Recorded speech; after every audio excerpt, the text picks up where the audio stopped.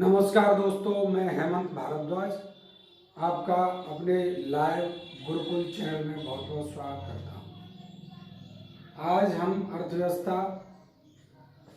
के अंतर्गत जो एक चैप्टर है गरीबी नाम का अध्याय है, तो उसका अध्ययन करेंगे।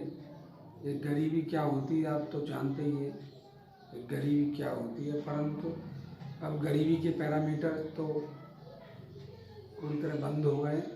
अब गरीबी पैरामीटर नहीं आते, परंतु इस पर सवाल आना बंद नहीं हुई है। अभी सवाल आते हैं, हर परीक्षा में सवाल आते हैं। तो गरीबी से जुड़े सवालों के जवाब देने के लिए आपको गरीबी का बहुत ही गहरा अध्ययन आवश्यक है। सबसे बड़ी बात है, आज गरीबी को हम एक दो वीडियो में कवर कर पाएंगे। पहला वीडियो, इसमें बोर्ड छोटा है, इस वजह से कवर नहीं हो सकता है। तो बोर्ड बहुत छोटा है, हमने कोशिश की है इस पर सारी सूचनाएं लिखने की, पर हो नहीं सका है। आगे मैं और इसमें कुछ करने की कोशिश करूँगा और बची हुई चीज़ें बताऊँगा। उसके बाद में भूख, बेरोजगारी और उस पर ही बात करेंगे। पहले जानते हैं आज गरीबी क्या है, क्योंकि गरीबी से जुड़े सवाल सिविल सेवा एग्जाम्स, पुलिस एग्जाम, एसएससी हर एग्जाम में आते हैं। तो गरीबी है, और फिर सिविल सेवा का तो पसंदीदा सब्जेक्ट है ये सिविल सेवा का जीएस का जो सिलेबस है उसमें गरीबी साफ लिखा हुआ है। सिविल सेवा के जीएस के जो पाठ्यक्रम है उसमें जो प्री परीक्षा देने वाले विद्यार्थी हैं उस पाठ्यक्रम को उठाकर देखेंगे तो गरीबी उसमें स्पष्ट लिखा हुआ है। तो गरीबी को वो छोड़ नहीं सकते, तो गरीबी माने बंद हो गए। आइए देखते हैं गरीबी क्या होती है। गरीबी एक वंचन से जुड़ी समस्या होती है, जब व्यक्ति को शिक्षा, स्वास्थ्य और आवास जैसी सुविधाओं से वंचित कर दिया जाए, उसे जो जीवन की मूलभूत आवश्यकताएं वो प्राप्त नहीं हो सकती हैं, वो प्राप्त हो नहीं सकती हैं, या उन्हें कठिनाई महसूस करता है वो प्राप्त करने, तो ऐसी हालत को हम गरीबी कहते हैं। ये पहली वैश्विक रिपोर्ट वर्ल्ड डेवलपमेंट रिपोर्ट 1990 में आई थी। यूएनडीपी ने इसे इनकम पॉवर्टी के रूप में बताया था कि कोई व्यक्ति अपनी निर्दिष्ट आवश्यकताओं की पूर्ति नहीं कर सकता तो उसे इनकम पॉवर्टी यानी आय गरीबी कहते हैं। उसके बाद है मानव गरीबी। क्या है मानव गरीबी? है जीवन, आयु, स्वास्थ्य से यानी जीवन श्रेष्ठ न कर पाना, यानी जीवन की जो मूलभूत आवश्यकता है, श्रेष्ठ नहीं है, मूलभूत आवश्यकताएं पूर्ति ना हो, जीवन प्रत्याशा भी कुछ ना हो, आयु से जुड़ी समस्या हो, किसी रोग हो जाए तो उसका इलाज करने के लिए पैसे ना हो, स्वास्थ्य से जुड़ी समस्याएं, स्वास्थ्य सुविधा ना हो, तो ऐसी गरीबी, ये तीन चीजों को प्राप्त ना कर पाने का ऐसी गरीबी को मानव गरीबी कहते हैं। गरीबी को हम अर्थशास्त्र की दृष्टि से दो तरह से मापते हैं। तो मापा जाता है, इसे पहले देखते हैं रिलेटिव गरीबी यानी सापेक्ष गरीबी, और दूसरी है एब्सोल्यूट गरीबी, निरपेक्ष गरीबी। तो पहले सापेक्ष को समझते हैं। सापेक्ष गरीबी है, इसमें विषमता को देखते हैं, उच्च वर्ग और निम्न वर्ग के बीच में विकास में अंतर, आय में अंतर नहीं है, विकास में अंतर देखा जाता है। ध्यान रखिए, पॉइंट लिख लीजिए, इसमें विकास में अंतर देखिए, उच्च वर्ग और निम्न वर्ग के विकास में अंतर होता है, ऐसी विषमता होती है, तो ऐसी गरीबी को हम सापेक्ष गरीबी कहते हैं। सापेक्ष गरीबी जो है दो तरीके से नापते हैं, मापा जाता है। एक लॉरेंज वक्र और दूसरा गिनी गुणांक। लॉरेंज वक्र है, मैक्सो लॉरेंज एक अर्थशास्त्री थे, उन्होंने एक वक्र के माध्यम से, एक कर्व के माध्यम से समझाया था। 90 एंगल के एक्स वाई अक्ष पर उन्होंने 45 डिग्री की रेखा खींची और उस पर एक कर्व लगाया। इसे नीचे वाली को जनसंख्या, ऊपर वाली को आय की विषमता का सूचक मानते हुए एक कर्व को इस तरह एक्स अक्ष पर और नीचे लेते गए तो वह आय की विषमता का सूचक इंप्लाई इंगित कर रहा है। जैसे मान लो यहाँ 10% जनसंख्या है तो उसके पास 5% आय है, कहीं की 5% जनसंख्या तो 5% आय है।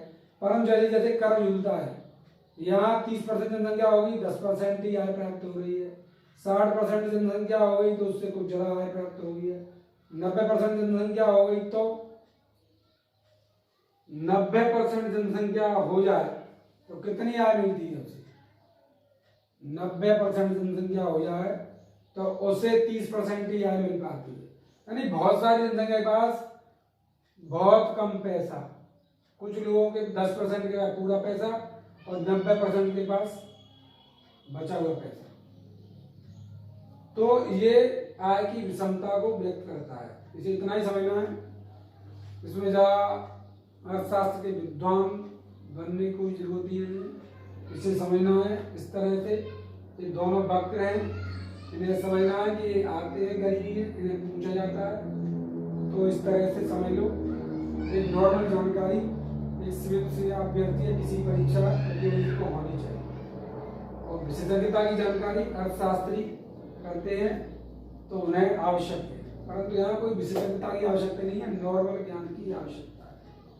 उसके बाद दूसरा इसका ही मिनी रूप क्या है? गिनी गुणांक, जिसे कोरेडो गिनी, जो इटालियन अर्थशास्त्री थे, उन्होंने दिया है। उन्होंने प्राप्तकर्ता को नीचे लिया, बिल्कुल ऐसा ही है कर्व उल्टा कर दिया है, और आय की विषमता को दर्शाते हुए इन्होंने यहाँ भी कर्व लगाया, एक कर्व ए और एक पूरा ये टोटल ए, पूरा तो टोटल एरिया। तो इसे कैसे निकालेंगे? GC equal to curve area, यानी जे ए वाला एरिया यहाँ से यहाँ तक का, और टोटल एरिया पूरे एरिया का अनुपात। जैसे गिनी गुणांक निकालना है, जैसे मान लो जीसी यानी कर्व एरिया 5 है और टोटल एरिया इसका 30 है, एक काल्पनिक तौर पे मानना है, तो इसका मान 0.166 आता है, यानी 0 से कुछ ज्यादा है, थोड़ी विषमता है, ज्यादा विषमता नहीं है। परंतु G इक्वल टू 0 के निकट हो, जितना निकट होगा तो विषमता कम होगी, और इसका मान 1 से अधिक है, यानी G इक्वल टू 0 हो तो प्रत्येक व्यक्ति को एक ही आय बराबर आय मिल रही है। G बराबर 1 यदि को गिनी गुणांक का मान 1 आता है तो एक व्यक्ति ही पूरी आय को प्राप्त कर रहा है, यानी एक व्यक्ति को पूरी आय मिल रही है। ये इस तरह हो गया। इसके बाद आता है निरपेक्ष गरीबी। ये बीपीएल जनसंख्या, टोटल जनसंख्या होती है, उसमें बीपीएल निकालते हैं, और उसके बाद एक गरीबी रेखा का निर्धारण किया जाता है। तो गरीबी रेखा रखी जाती है, इससे नीचे जाने पर poverty line, below poverty line बोलते हैं। तो इससे नीचे जाने पर ये गरीब है, इससे ऊपर जाने पर अमीर है। सबसे पहले ये 3 पे आधारित होती है, आय पे आधारित हो सकती है, कैलोरी पे आधारित हो सकती है, एक अन्य तरीका भी हो सकता है। इसमें इसे ये बहुआयामी गरीबी सूचकांक, ये भारत के संदर्भ में गरीबी नापने का एक सर्वसाधारण तरीका हो सकता है, तो वो तरीका है बहुआयामी गरीबी सूचकांक भारत के संदर्भ में। निरपेक्ष गरीबी विकासशील देशों की समस्या है, इसे नोट कर लीजिए। निरपेक्ष गरीबी विकासशील देशों की समस्या है, सापेक्ष गरीबी विकसित देशों की समस्या है। अब इसके बाद यहाँ पर निरपेक्ष गरीबी को मापने के लिए, निरपेक्ष गरीबी की रेखा का निर्धारण करने के लिए प्लानिंग कमीशन एनएसएसओ द्वारा 1962 में प्लानिंग कमीशन और एनएसएसओ ने एक आंकड़ा दिया था कि 20 रुपए पर मंथ कमाने वाला गरीब नहीं है। तो इस आंकड़े की बहुत ही आलोचना हुई थी। उसके बाद 1997 में रथ दांडेकर समिति बनी, इसमें 2100 कैलोरी शहरी ग्रामीण और 2400 कैलोरी ग्रामीण शहरी, और उसके बाद 2400 कैलोरी ग्रामीण जनता के लिए एक मानक रखा गया कि इतना प्राप्त कर लेते हैं तो वो लोग गरीब नहीं है। उसके बाद 22 की अलग समिति आई, इन्होंने पोषक तत्वों के आधार पर गरीबी का निर्धारण कर दिया। ये सिविल सेवा एग्जाम इस साल पूछा भी गया है, देख लेना है प्रश्न।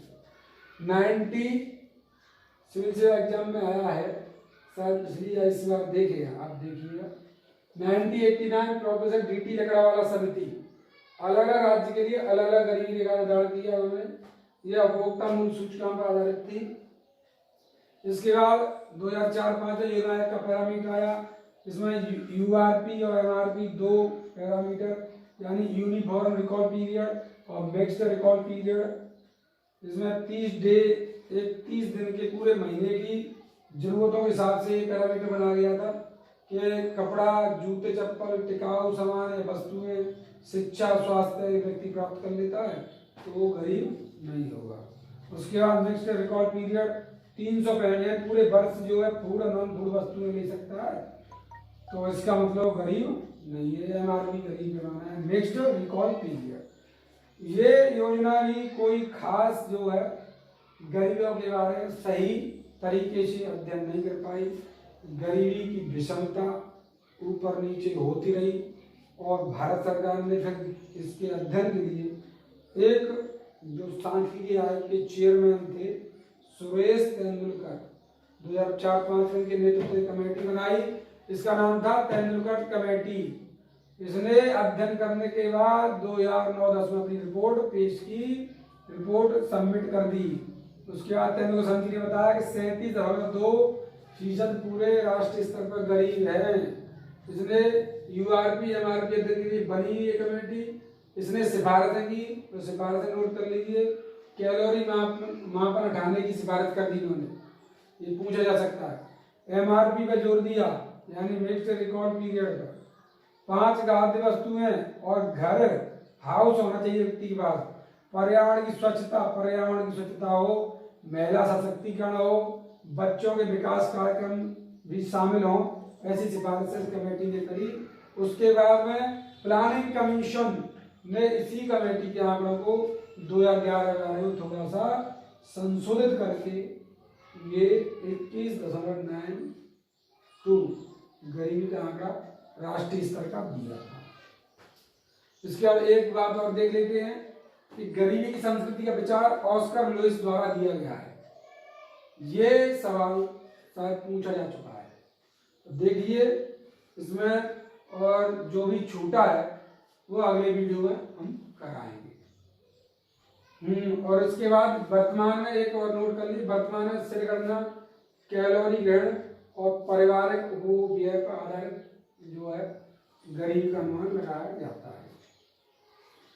तो इस तरह से आज का वीडियो बस इतना ही, और बाकी जो बचा हुआ है वो अगले वीडियो में हम कवर करेंगे। थैंक यू दोस्तों, ये वीडियो कैसा लगा आप ये अवश्य बताएं, जिससे मुझे कुछ प्रेरणा मिले और मैं आप लोगों के लिए और जोर शोर से वीडियो बना सकूं। आपके सुझावों का स्वागत है। किसी तरह कोई सुझाव हो आप कमेंट में बता दीजिए। Thank you.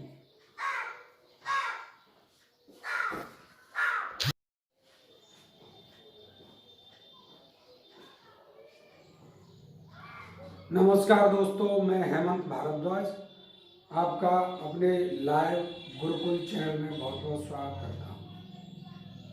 आज हम अर्थव्यवस्था के अंतर्गत जो एक चैप्टर है गरीबी नाम का अध्याय है, तो उसका अध्ययन करेंगे। ये गरीबी क्या होती है आप तो जानते ही हैं गरीबी क्या होती है, परंतु अब गरीबी के पैरामीटर तो पूरी तरह बंद हो गए। अब गरीबी पैरामीटर नहीं आते, परंतु इस पर सवाल आना बंद नहीं हुई है। अभी सवाल आते हैं, हर परीक्षा में सवाल आते हैं। तो गरीबी से जुड़े सवालों के जवाब देने के लिए आपको गरीबी का बहुत ही गहरा अध्ययन आवश्यक है।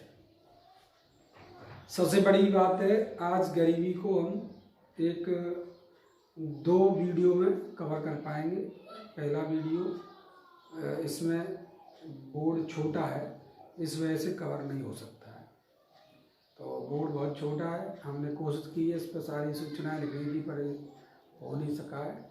आगे मैं और इसमें कुछ करने की कोशिश करूँगा और बची हुई चीज़ें बताऊँगा। उसके बाद में भूख, बेरोजगारी और उस पर ही बात करेंगे। पहले जानते हैं आज गरीबी क्या है, क्योंकि गरीबी से जुड़े सवाल सिविल सेवा एग्जाम्स, पुलिस एग्जाम, एसएससी हर एग्जाम में आते हैं। तो गरीबी है, और फिर सिविल सेवा का तो पसंदीदा सब्जेक्ट है ये सिविल सेवा का जीएस का जो सिलेबस है उसमें गरीबी साफ लिखा हुआ है।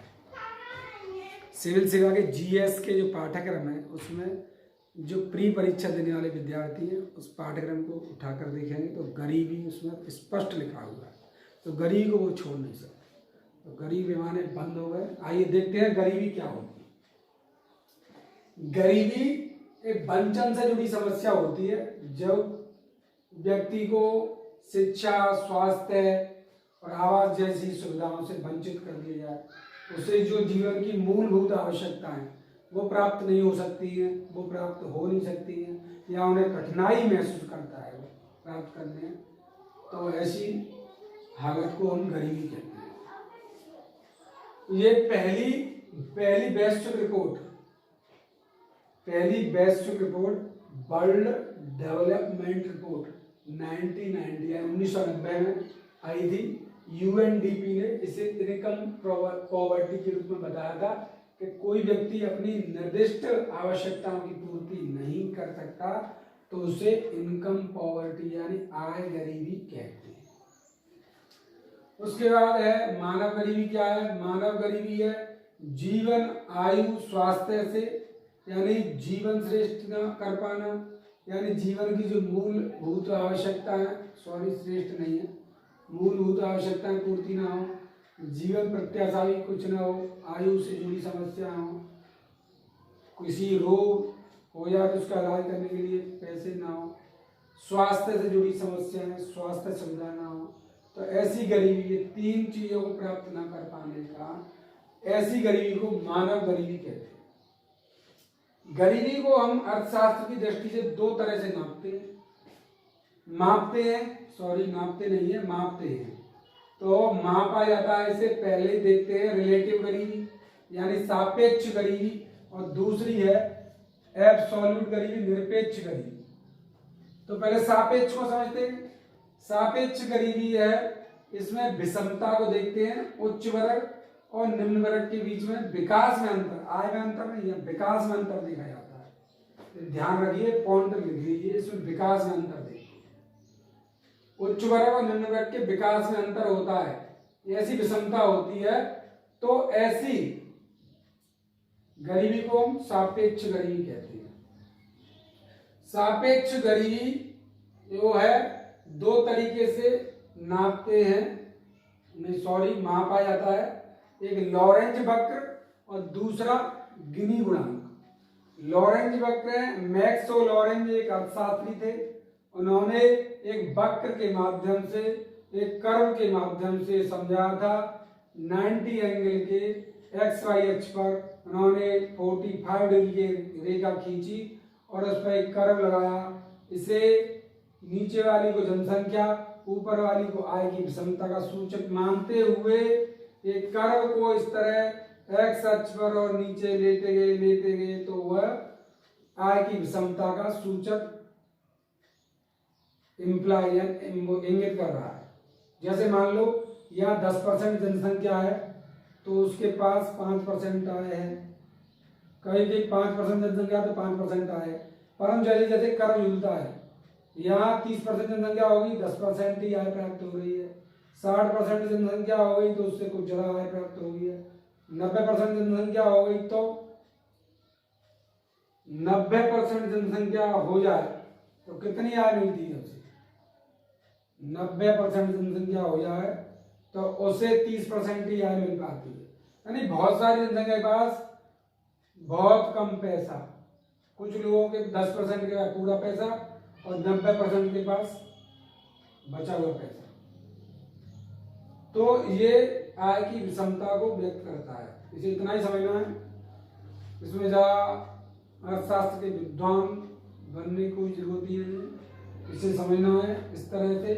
ये दोनों वक्र हैं, इन्हें समझना है कि ये आते हैं गरीबी है, इन्हें पूछा जाता है, तो इस तरह से समझ लो। एक नॉर्मल जानकारी एक सिविल से अभ्यर्थी या किसी परीक्षा प्रतियोगी को होनी चाहिए। और विशेषज्ञता की जानकारी अर्थशास्त्री करते हैं तो उन्हें आवश्यक है, परंतु यहाँ कोई विशेषज्ञता की आवश्यकता नहीं है, नॉर्मल ज्ञान की आवश्यकता है। उसके बाद दूसरा इसका ही मिनी रूप क्या है, गिनी गुणांक, जिसे कोरेडो गिनी, जो इटालियन अर्थशास्त्री थे, उन्होंने दिया है। उन्होंने प्राप्तकर्ता को नीचे लिया, बिल्कुल ऐसा ही है, कर्व उल्टा कर दिया है, और आय की विषमता दर्शाते हुए इन्होंने यहाँ भी कर्व लगाया, एक कर्व ए और एक पूरा जी, टोटल ए, पूरा तो टोटल एरिया। तो इसे कैसे निकालेंगे, GC equal to curve area, यानी जे ए वाला एरिया है यहाँ से यहाँ तक, और टोटल एरिया, पूरे एरिया का अनुपात। जैसे गिनी गुणांक निकालना है, जैसे मान लो जीसी यानी कर्व एरिया 5 है और टोटल एरिया इसका 30 है, एक काल्पनिक तौर पे मानना है, तो इसका मान 0.166 आता है, यानी 0 से कुछ ज्यादा है, थोड़ी विषमता है, ज्यादा विषमता नहीं है। परंतु G इक्वल टू 0 के निकट हो, जितना निकट होगा तो विषमता कम होगी, और इसका मान 1 से अधिक है, यानी G इक्वल टू 0 हो तो प्रत्येक व्यक्ति को एक ही आय बराबर आय मिल रही है। G बराबर 1 यदि को गिनी गुणांक का मान 1 आता है तो एक व्यक्ति ही पूरी आय को प्राप्त कर रहा है, यानी एक व्यक्ति को पूरी आय मिल रही है। ये इस तरह हो गया।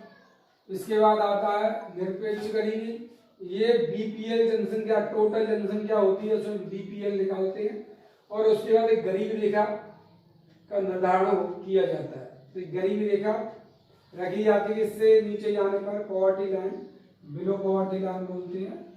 तो इससे नीचे जाने पर ये गरीब है, इससे ऊपर जाने पर अमीर है। सबसे पहले ये 3 पे आधारित होती है, आय पे आधारित हो सकती है, कैलोरी पे आधारित हो सकती है, एक अन्य तरीका भी हो सकता है। इसमें इसे ये बहुआयामी गरीबी सूचकांक, ये भारत के संदर्भ में गरीबी नापने का एक सर्वसाधारण तरीका हो सकता है, तो वो तरीका है बहुआयामी गरीबी सूचकांक भारत के संदर्भ में। निरपेक्ष गरीबी विकासशील देशों की समस्या है, इसे नोट कर लीजिए। निरपेक्ष गरीबी विकासशील देशों की समस्या है, सापेक्ष गरीबी विकसित देशों की समस्या है। अब इसके बाद यहाँ पर निरपेक्ष गरीबी को मापने के लिए, निरपेक्ष गरीबी की रेखा का निर्धारण करने के लिए प्लानिंग कमीशन एनएसएसओ द्वारा 1962 में प्लानिंग कमीशन और एनएसएसओ ने एक आंकड़ा दिया था कि 20 रुपए पर मंथ कमाने वाला गरीब नहीं है। तो इस आंकड़े की बहुत ही आलोचना हुई थी। उसके बाद 1997 में रथ दांडेकर समिति बनी, इसमें 2100 कैलोरी शहरी ग्रामीण और 2400 कैलोरी ग्रामीण शहरी, और उसके बाद 2400 कैलोरी ग्रामीण जनता के लिए एक मानक रखा गया कि इतना प्राप्त कर लेते हैं तो वो लोग गरीब नहीं है। उसके बाद बाई के अलग समिति आई, इन्होंने पोषक तत्वों के आधार पर गरीबी का निर्धारण कर दिया। ये सिविल सेवा एग्जाम में इस साल पूछा भी है, देख लेना इस प्रश्न 90 सिविल सेवा एग्जाम में आया है, शायद इसलिए इस बार देखेगा, आप देखिएगा। 1989 प्रोफेसर डीटी लकड़ावाला समिति, अलग अलग राज्य के लिए अलग अलग गरीबी रेखा निर्धारण किया उन्होंने। यह उपभोक्ता मूल्य सूचकांक पर आधारित थी। इसके बाद 2004-5 में योजना का पैरामीटर आया, इसमें यूआरपी और एमआरपी 2 पैरामीटर, यानी यूनिफॉर्म रिकॉल पीरियड और मिक्स्ड रिकॉल पीरियड। इसमें 30 दिन के पूरे महीने की जरूरतों के हिसाब से पैरामीटर बनाया गया था कि कपड़ा, जूते, चप्पल, टिकाऊ सामान या वस्तुएं, शिक्षा, स्वास्थ्य व्यक्ति प्राप्त कर लेता है तो वो गरीब नहीं होगा। उसके बाद मिक्स्ड रिकॉल पीरियड 365 पूरे वर्ष जो है फूड और नॉन फूड वस्तुएं ले सकता है, तो इसका मतलब गरीब नहीं है। एमआरपी गरीब बनाना है। मिक्स्ड रिकॉल पीरियड, ये योजना ही कोई खास जो है गरीबों के बारे में सही तरीके से अध्ययन नहीं कर पाई। गरीबी की विषमता ऊपर नीचे होती रही, और भारत सरकार ने फिर इसके अध्ययन के लिए एक जो सांख्यिकी आयोग के चेयरमैन थे सुरेश तेंदुलकर, 2004-5 में इनके नेतृत्व में कमेटी बनाई। इसका नाम था तेंदुलकर कमेटी। इसने अध्ययन करने के बाद 2009-10 में अपनी रिपोर्ट पेश की, रिपोर्ट सबमिट कर दी। उसके बाद तेंदुलकर समिति ने बताया कि 37.2% पूरे राष्ट्रीय स्तर पर गरीब हैं। इसने यूआरपी एमआरपी अध्ययन के लिए बनी ये कमेटी। इसने सिफारिशें की, तो सिफारिशें नोट कर लीजिए। कैलोरी मापन हटाने की सिफारिश कर दी इन्होंने, ये पूछा जा सकता है। एमआरपी पर जोर दिया, यानी मिक्स्ड रिकॉर्ड पीरियड पर। 5 खाद्य वस्तुएं और घर हाउस होना चाहिए व्यक्ति के पास। पर्यावरण की स्वच्छता हो, महिला सशक्तिकरण हो, बच्चों के विकास कार्यक्रम भी शामिल हो, ऐसी सिफारिशें कमेटी ने करी। उसके बाद में प्लानिंग कमीशन ने इसी कमेटी के आंकड़ों को 2011 में थोड़ा सा संशोधित करके ये 21.92 गरीबी का आंकड़ा राष्ट्रीय स्तर का दिया था। इसके बाद एक बात और देख लेते हैं कि गरीबी की संस्कृति का विचार ऑस्कर लुईस द्वारा दिया गया है। ये सवाल शायद पूछा जा चुका है, तो देखिए इसमें, और जो भी छूटा है वो अगले वीडियो में हम कराएंगे। और इसके बाद वर्तमान में एक और नोट कर लीजिए, वर्तमान में श्रेणीगणना कैलोरी ग्रहण और पारिवारिक उपभोग पर आधारित जो है गरीबी का अनुमान लगाया जाता है। तो इस तरह से आज का वीडियो बस इतना ही, और बाकी जो बचा हुआ है वो अगले वीडियो में हम कवर करेंगे। थैंक यू दोस्तों। ये वीडियो कैसा लगा आप ये अवश्य बताएं, जिससे मुझे कुछ प्रेरणा मिले और मैं आप लोगों के लिए और जोर शोर से वीडियो बना सकूं।